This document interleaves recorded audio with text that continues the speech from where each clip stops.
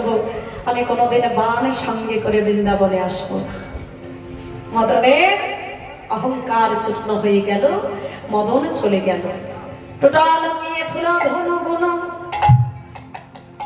গিয়ে রতিরণে ভেলতুন শূন্য, সামার মাঝে পরল লাজে, রতিপতি ভয় ভাজে, রতিপতি ভয় ভাজে, বিপতি পরল যুবতী বৃন্দ, যুবতী বৃন্দ, গুরু জনাগতি কহবা মন্দ, জগদানন্দ সরস বিরাস, রসবতী রস রাজে, রসবতী রস রাজে। নানা গোবিন্দ কুঞ্জের ভেতরে রইল যুগলে, রইল এখনো যুগল ভাঙলো না। এই ললিতা, এ রাধারানীকে জাগিয়ে দে।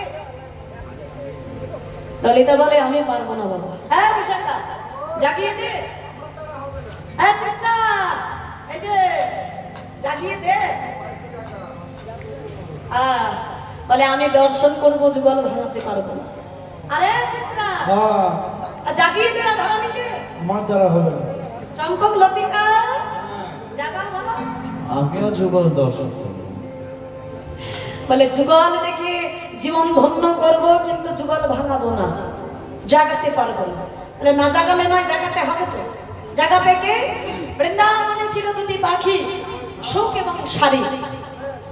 টাকা হলো তাদের, এই যে সুখ, এই যে শাড়ি, আমাদের রাধারানীকে জাগিয়ে দাও।